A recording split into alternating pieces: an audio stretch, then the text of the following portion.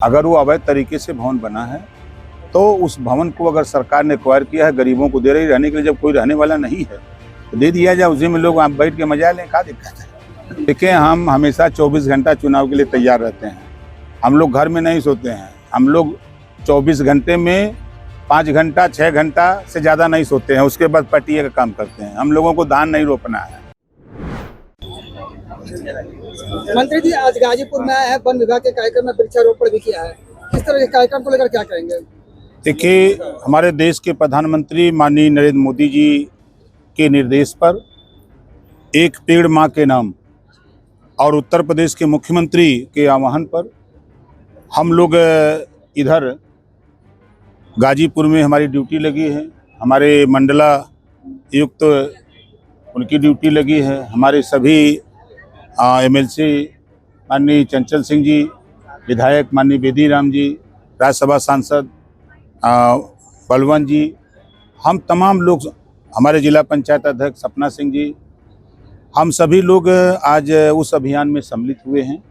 जो लक्ष्य गाजीपुर को लगभग 43,60,69,000 के आसपास पेड़ का है लगाने का, उसमें जैसा कि डीएफओ महोदय ने बताया, जो ऑनलाइन सब सिस्टम है, तो कुछ देर पहले तक उन्होंने बताया कि 50% पेड़ लग चुके हैं और शाम तक हम लोग लक्ष्य की प्राप्ति कर लेंगे।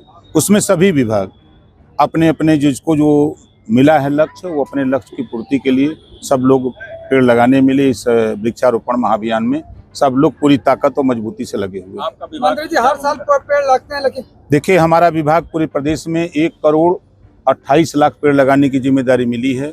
हमने 3 दिन पहले अपने डिप्टी डायरेक्टर, आपके डीपीआरओ, एडीपीआरओ सभी लोगों की एक ज्वाइंट बैठक लखनऊ में बुलाई थी और सबको जिलेवार लक्ष्य बांट करके दे दिया गया है और बता दिया गया है कि पेड़ लगा करके उसकी जो मॉनिटरिंग है आप लोग खुद करेंगे, ताकि वो पेड़ ये साबित करे कि ये जिला पंचायत लगाया है। उसके लिए आप लोग अपना बोर्ड लगाइए, चाहे जैसे भी करिए, आप इस व्यवस्था को करिए। तो ये तो निर्देश मैंने दिया है 3 दिन पहले। मंत्री जी, ऑपरेशन सिंदूर को ध्यान में रख करके प्रदेश में पहला जिला है जहाँ सिंदूर का वन बनाया जा रहा है, क्या प्रेरणा मिलेगी? देखिए, ये प्रेरणा वो प्रेरणा है कि तुम अगर हमको छेड़ोगे तो हम तुमको छोड़ेंगे नहीं। जैसा कि उन्होंने पहलगांव में जो घटना हुई और उस घटना के बाद आपने देखा कि देश के प्रधानमंत्री जी ने पूरी सेना को छोड़ दिया और 100 किलोमीटर अंदर घुस करके पाकिस्तान में और 9 ठिकानों पर जो आतंकवादी ठिकाने थे उसको ध्वस्त किया, जिसका प्रमाण खुद पाकिस्तान दे रहा था। तो उसी के लिए कि हम एकजुट रहेंगे, हम लोग संगठित रहेंगे, तो हमारा कोई विदेशी ताकत हमारा कुछ नहीं कर सकता। मंत्री जी, इन दिनों जो है नंदी जी के द्वारा ये आरोप लगाया जा रहा है कि जो अधिकारी है वो मंत्रियों के नहीं सुनते हैं। यार, मीडिया में प्रचार करने के लिए वो सब बोलते हैं नेता लोग, आप नहीं समझते हैं। उन्होंने ये भी कहा है कि वो स्मार्टफोन बांटना चाहता था, लेकिन अधिकारी जो है टैबलेट बांटना चाह रहे हैं। देखिए, जितना माल है उतने में न बटेगा कि मंत्री के कहने में बढ़ जाएगा। महाराष्ट्र विधानसभा चुनाव के बाद आप दोनों ठाकरे भाई एक हो गए और हिंदी को लेकर राग अलाप रहे कि हिंदी भाषा, वो हिंदी भाषा के राग नहीं अलाप रहे हैं, वोट के लिए राग अलाप रहे हैं। सरकार चली गई है, अब 5 साल खाली ये राग अलापेंगे। यह देश में हम 140 करोड़ लोग भारतीय हैं, भारत के रहने वाले लोग हैं, सबको अधिकार संविधान में है और भारत की राष्ट्रभाषा हिंदी है।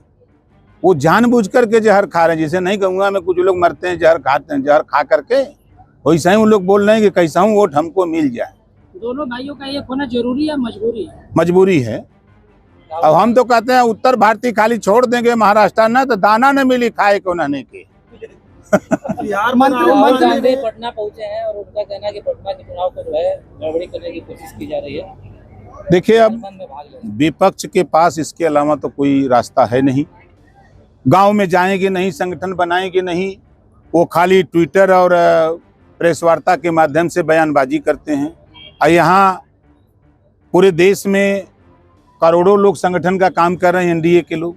मैं खुद प्रतिदिन 4-5 गाँव में जा कर के हम चौपाल लगाते हैं, प्रदेश और केंद्र सरकार की योजनाओं को बताते हैं, उसका लाभ कैसे लेंगे। तो हम और हमारे हजारों लोग तो काम कर रहे हैं हम लोग। अब वो खाली जा करके पटना में बोल देंगे, विदेश जाएंगे तो भारत को कटघरे में खड़ा कर देंगे। क्या स्थिति है आप यहीं यूपीए में देख लीजिए।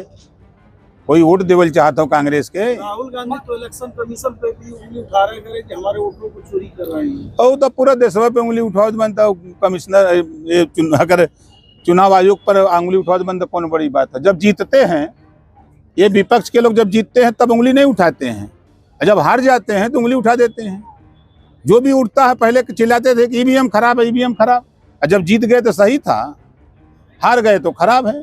मंत्री जी अरविंद केजरीवाल जी ये कह रहे हैं कि जब उनका कार्यकाल था बेहतर काम किए हैं और उस बेहतर काम के लिए उन्हें नोबेल पुरस्कार मिलना चाहिए। बिल्कुल मिलना, जनता ने दे दिया जनता ने नोबेल पुरस्कार दे दिया बेहतर काम का। मंत्री जी, पंचायती चुनाव नजदीक है, ऐसे में सुभाषपा क्या करेंगे, क्या लगता है? देखिए, पंचायत चुनाव सिंबल पे नहीं होगा। हम लोग सब लोग बैठ करके तय कर लेंगे। हम लोग पहलवान तैयार कर रहे हैं चुनाव मैदान में लाने के लिए। बिहार में भी चुनाव है, उसको लेकर बिहार में एनडीए के साथ मिलकर लड़ेंगे। वहाँ 38 जिले में हम 32 जिले में चापे हैं, विरोधी के पसीना छूटता है।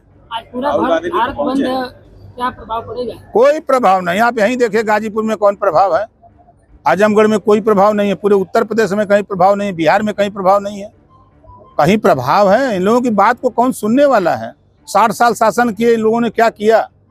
जब उस समय की जो आवश्यकता थी, गरीबों के इलाज के लिए पैसा देना चाहिए, नहीं दे पाए। देश के प्रधानमंत्री जी ने तो आयुष्मान कार्ड बना के 5 लाख दे दिया।